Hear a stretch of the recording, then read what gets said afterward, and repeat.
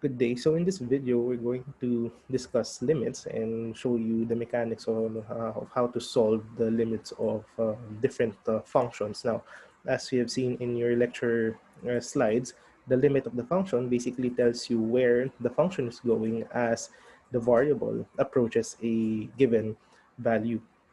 Now, this is an essential exercise prior to or prelude to derivatives and differentiation because the limits of the function or obtaining the limits of the function is tantamount to identify or verifying the continuity of the function, and it tells you how the function changes for very small sequences of values and as that value approaches a certain point, right? So in this short tutorial, I'm just going to show you the mechanics of solving the limits of a functions given uh, or considering the level of difficulties for these functions that we're going to solve.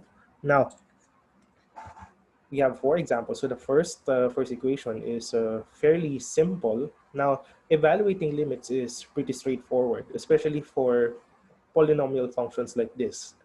Minus, of course, minus the rational functions or functions with the fractions. No, so this is pretty straightforward. So if you're asked to get the limit of, say, x squared plus 5x as 5x approaches as x approaches -2, right? All you have to do is to just substitute. You just have to substitute the value of the limiting value basically in the function. So that's going to be -2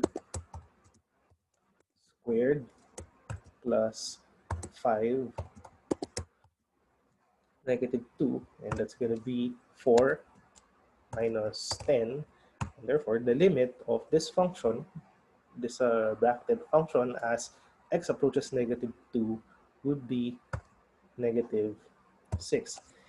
This tells you that when you push x closer and closer to -2, not necessarily setting it equal to 2, but as you push the function, as you push x closer to -2, the function will be approaching -6. Right? So that's the premise, or that's the premise being behind limits. We wanted to know where the function is going, what will be the limiting value of the function as we let x approach a certain value, in this case -2. Now for polynomial functions like this one, it's pretty straightforward, but it may not be as simple for rational expressions like the second example. So in the second example, we have the limit of 3x squared plus 3x minus 18 divided by x minus 2. Now, at the first glance, you would notice that if we apply the rules that we did in the first example, it would yield an undefined, or it will render the function undefined, because you'll have a division. You'll basically have division by 0. If I haphazardly substitute 2 in the limiting in the function, right, the denominator will become 0, and this becomes undefined. The expression becomes undefined. So what should we do now? There are several methods, and there are several ways to deal with this, one of which is to manipulate the function first, so that we'll eliminate the possibility of having an undefined expression. So in this case, you'll need to look closely at the function involved, right, and see if you can cancel out the denominator in order for us to find the limit, right? So if you notice, the numerator can be factored, right? So you can actually convert this expression into a factored expression. So you have a limit of x going towards 2, right? I can factor out the numerator, and I will end up with 3x squared plus 3 plus x, right, minus 6. Right? and you have x minus 2. Now I can factor this quadratic expression further, and it's going to be equivalent to, you'll have 3, right? If I factor this polynomial out, this is going to be x minus 2, x plus 3. And you have x minus 2 on the denominator. And looking at this closely, you can cancel x minus 2 out. So you'll end up with the limit of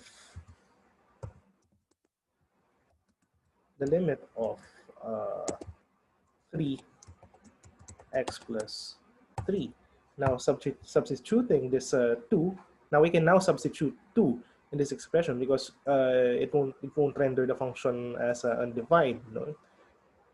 It won't make the expression undefined. So if I plug 2 here, so you'll just have 3, that's going to be 5, and the limit would be 15.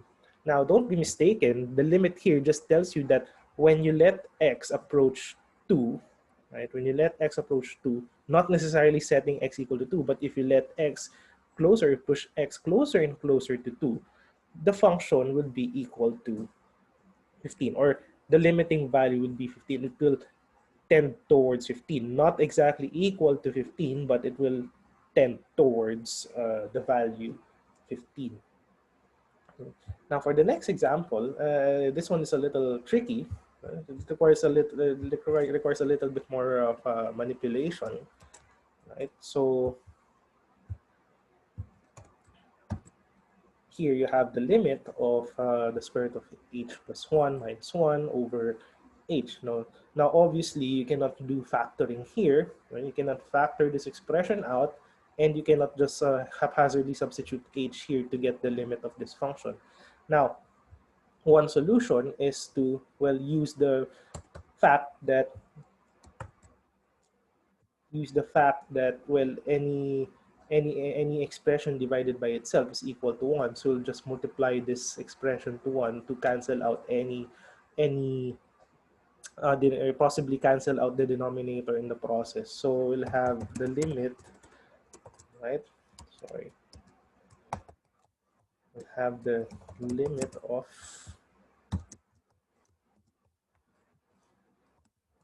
this expression, the square root of h plus 1, sorry, minus 1 over h, and use the fact that, well, h plus the square root of h plus 1 plus 1 and square root of h plus 1 plus 1 is equal to 1. So we're not violating anything, we're not losing anything. We're just using the fact that if we cancel this term out, the second term out, it's just equal to 1 and nothing really changes. But we will be able to simplify. We'll be able to simplify this expression. So if I multiply these two terms, right? So this is going to be the limit of h, sorry, limit of, if you do the multiplication, this is going to be h plus 1, right? Or, well, if you do it step by step, right? It's going to be h plus 1, right? Squared minus 1 over h times the square root of, let's put the brace here, right? H plus 1 plus 1, right, times h. Okay. Now, evaluating the numerator, we'll have the following expression. So it's going to be the limit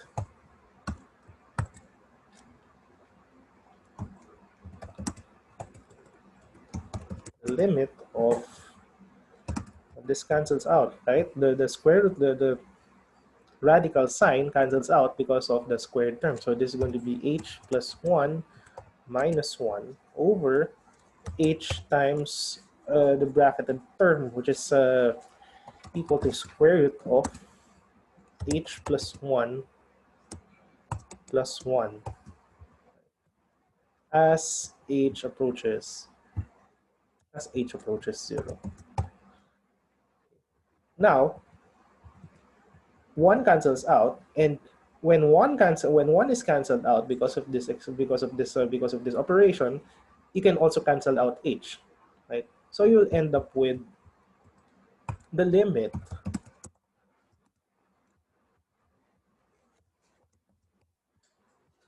of 1, right? 1 over square root of h plus 1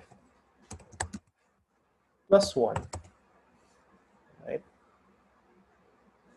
And now you can now easily substitute h here without causing the function to be undefined, right? Because you'll have an expression here. So if h is 0, you'll get the square root of 1, and that's still equal to 1. So the limit of this function would be 1 over 1 plus 1, and that would be 1 over 2. Right? Pretty straightforward. It's just that you need to look at your function. You need to look at your function closely. You have to evaluate where you can manipulate the given function in order to remove the possibility of it being undefined, right? Or ending up getting an indeterminate form. And later on, probably in the next tutorial or after we discuss derivatives, we're going to go back to limits and try to evaluate more complicated functions that cannot be manipulated using what we call the L'Hopital's rule, and that requires basic knowledge of the rules of differentiation. Let's move on to the last example for this short tutorial. So, what if you encounter this expression?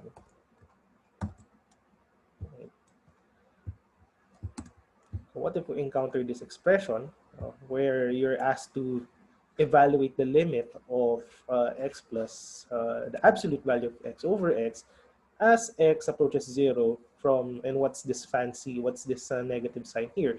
This negative sign here, or in some applications, positive sign, this negative sign here just tells you where to approach or from where you should approach 0. So if you have a negative sign here, it just tells you that you'll have to approach 0 from the left side, meaning from the negative side, or from the negative values, no? So from the negative x-axis. So you'll be approaching it from largest value of largest possible negative value, and let it approach closer and closer to 0 from the left. Okay. So in other words, we're basically excluding values of x here, right? We're basically excluding values of x where x could be a positive number, right? So we'll basically approach the values of x from the left hand side. Now, by definition, if you recall your basic algebra, absolute value of x is defined in two ways. No? Absolute value of x is equal to x. Let me just put a brace here. Just put a brace here. Okay.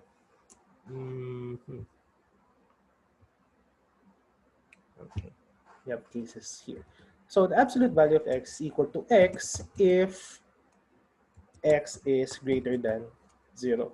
Right? And it turns to negative x if x is less than 0. So basically, when you want to take the absolute value of a negative number, you'll need to remove the negative sign. And the way for you to remove the negative sign is to multiply it with -1 as given in this case. So therefore, if you're just going to let x approach 0 from the left-hand side, all of the possible values of x would be negative, right? It would be negative. And by definition of the absolute value, it's equivalent to getting the limit of x minus x Right? It's equivalent to getting the limit of x minus x over x as we let x approach 0 from the left, right? But given this expression, x minus x will just cancel out, and automatically the limit of this function will be equal to 0. Now, as you can see, as you may have seen in other tutorials, you can verify this by substituting values for x. No, you can actually do it in a spreadsheet. You input the function in one column, and you'll just let x approach closer and approach 0 from the left. You push x, let x approximate, or let x approach 0 from the left hand side of the axis. Same goes for the other examples that we did here. So if you wanted to verify your answers, you can do it in a spreadsheet. You just input the function as your formula, and in another column possibly you can check the value. You can check whether your answer is correct. And let me demonstrate that to you now. Just an additional way for you to verify if your answer is, if you're getting the correct answer. Right? So we said that the value, right? So we said that the value of function, the given function is, let me just share this new sheet, worksheet here, right? So let's try to verify, right? To verify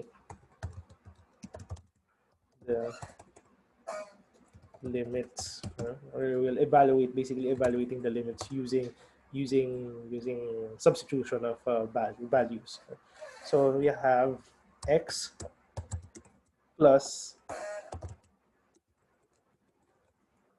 x plus absolute, right? If I'm getting the formula correctly, this is absolute, right? Yeah, so that's the formula for absolute value. So you have x plus the absolute value of, or well, that's not supposed to be x. So let's denote this column as x. This is your f of x. Okay. So our formula is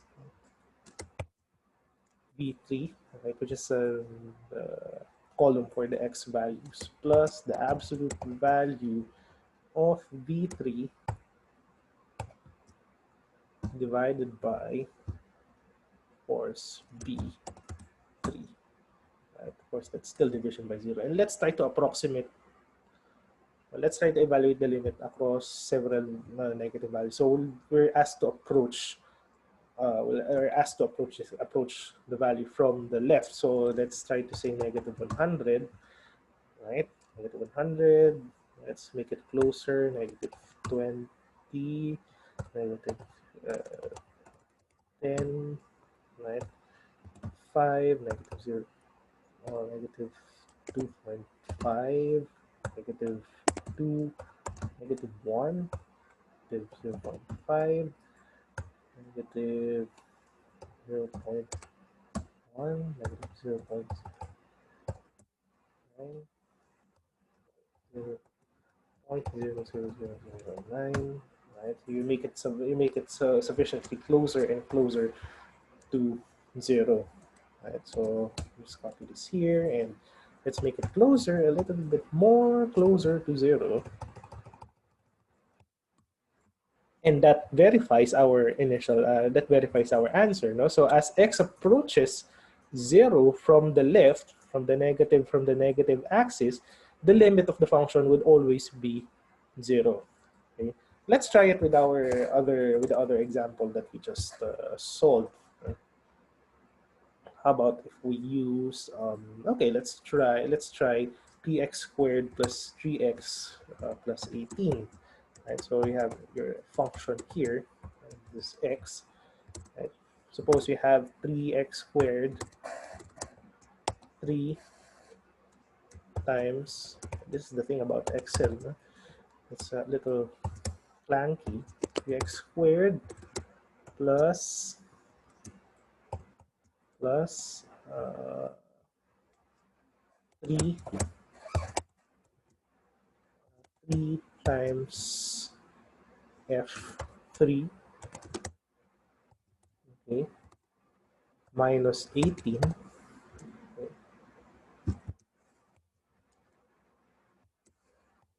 divided by f3 minus, okay, so that's well, if this is 0, and again, we can approach this from both sides. So let's assign some values here. Okay, 1, 2, 5, 6. Okay, let's just keep this 13 values. 6. Okay. And let's set the middlemost value as 2. Right? Of course, when you plug 2 here, it's gonna be undefined. Right? It's gonna be undefined. But let's try to approach 2 from both sides. 5. Okay, let's move it here. Let's move 2 here. 6. 7. Okay, let's approach 2 from both sides, and let's verify that the function will indeed approach 15. Of course, at 2, it's going to be undefined. But if you try to approach the function, sorry, if you try to approach x, or if you try to approach 2 from both sides, from the positive side of 2, so basically all of the values greater than 2 and from all of the values less than 2, it will always approach 15. Right? So let's start off with, say, 0. Right? With 0, it's 9. So if it's 1, it's going to be 6. If it's 1.2, right? 1.5, 1.7,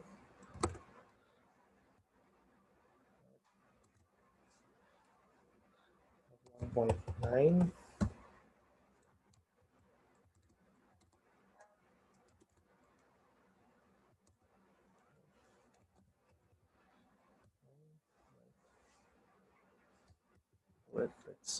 let's recheck our formula. All right, so let me just correct this formula. So 3 should be here. 3 should be outside the squared term. It should be here. Okay. And 3. Okay. So let's copy this. And that's better, right? So I just made a correction on the formula here. So notice that when you push x closer and closer to 2, what happens to the value of what happens to f of x? F of x becomes closer and closer to 15. Actually, if I push this from 1.999, right, rounds off to rounds off to 15. Now, if this is if we let x approach 2 from the right, so we start off with a big value, say 5, it's 24, approach 4, right? This is 3, this is 2 point, say 2.8, 2.5, and let's make it a little closer, 2.2, right? 2.001, right? So notice as x approaches 2 from both sides, from the left of 2 and from the right of 2, it's not, of course, it's not defined at 2, but as x approaches 2 from both sides, y approaches 15. Y approaches 15, as we have seen in our computation earlier. Okay. So that's one way for you to verify limits. And of course, if you're having difficulty solving, if you have difficulty solving for, say, the limits of a function, you may want to do this. You want to do this the sort of hard way or the longer way of substituting values in your function, and letting the function approach, or letting the variables approach a limiting number, limiting value. Right, so that's it for this tutorial. And next, in the next video, we're going to solve for, or we're going to demonstrate the use of derivatives, the rules of differentiation, to solve for the derivatives of functions.